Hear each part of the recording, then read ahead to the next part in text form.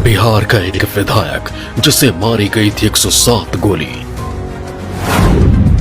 बिहार का ऐसा विधायक जो निहत्थे ही बाहुबलियों से लेता था पंगा। जिस विधायक को भरे बाजार में गोलियों से भून दिया गया था। आज कहानी उसी विधायक की जिनको 107 गोलियों से छलनी कर दिया गया था। अपराधी उन पर तब तक गोलियां चलाते रहे जब तक उनकी मौत नहीं हो गई। हम पूर्णिया विधानसभा सीट से 4 बार विधायक रहे वामपंथी नेता अजीत सरकार के बारे में बात कर रहे हैं। साल 1980, जगह पूर्णिया, बिहार। बिहार की राजनीति में बंदूक और संदूक का दौर था। बंदूक यानी बाहुबल और संदूक यानी धनबल। जिस प्रत्याशी के पास गुंडे और पैसे होते, राजनीतिक पार्टियां उन्हें ही टिकट दिया करती थी।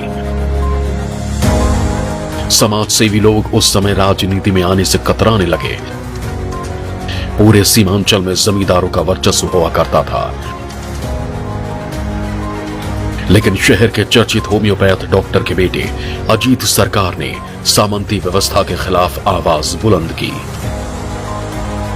लेफ्ट पार्टियों की नजर अजीत सरकार पर पड़ी। फिर क्या था, माकपा ने उनको विधानसभा चुनाव में टिकट दे दिया। लेकिन अजीत सरकार को चुनाव प्रचार के लिए पैसों की कमी होने लगी। पूर्णिया के दुर्गाबाड़ी मोहल्ले में एक किराए के मकान में रहने वाले अजीत सरकार का दफ्तर पूर्णिया के झंडा चौक के पास था। चुनाव लड़ने के लिए अजीत सरकार ने अनोखी शैली अपनाई। वो चुनाव प्रचार के नाम पर एक गमछा बिछाकर बाजार में बैठ जाते और आने जाने वालों को कहते कि वो उनके गमछे में 1 रुपए का सिक्का डाल दे। 1 रुपए से ज्यादा डालने की किसी को भी मनाही थी।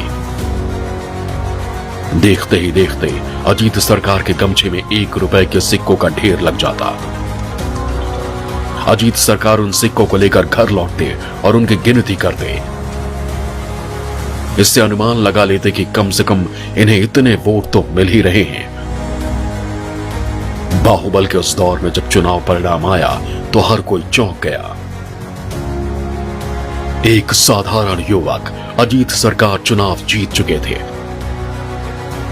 चुनाव जीतने के बाद विधायक अजीत जनता की सेवा में लग गए। गरीब लोगों को जमीन दिलवाना, घर दिलवाना उनका लक्ष्य बन गया था।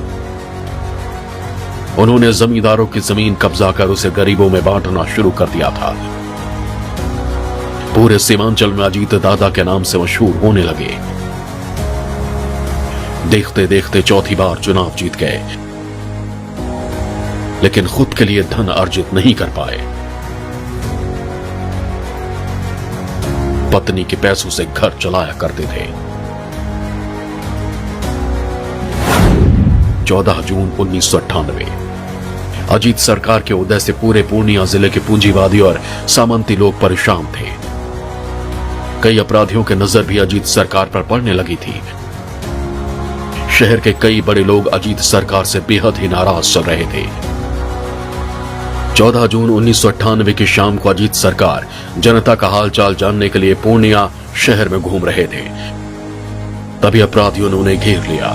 जब तक अजीत सरकार संभल पाते उन पर फायरिंग शुरू कर दी गई। गोलियों की आवाज सुनकर लोग अपने घरों में छिप गए। पूरे इलाके में सन्नाटा पसर गया। अपराधी तब तक गोली चलाते रहे जब तक उनके बंदूक में गोली न खत्म हो गई। जब तक पुलिस पहुंचती तब तक अजीत सरकार को 107 गोलियों से छलनी कर दिया गया था। इस निर्मम हत्या को देखने के बाद अनुमान लगाया जा सकता था कि अपराधियों के मन में कितना गुस्सा था। 15 जून 1998, अजीत सरकार की हत्या के बाद पूर्णिया में हालात बेहद खराब हो गए। अपने प्रिय नेता की हत्या के बाद समर्थकों में आक्रोश फैल गया। पूरे सीमांचल इलाकों में विरोध प्रदर्शन शुरू हो गया। मामला पुलिस के हाथों से निकलने लगा। प्रदर्शनकारी और उग्र होते जा रहे थे।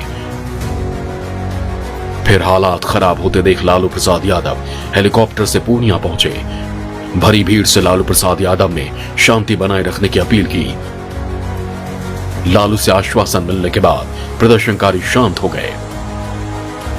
इस जघन्य हत्याकांड में पूर्व सांसद राजेश रंजन उर्फ पप्पू यादव, राजन तिवारी और अनिल कुमार यादव को आरोपी बनाया गया था। पप्पू यादव को इस मामले में सजा भी हुई।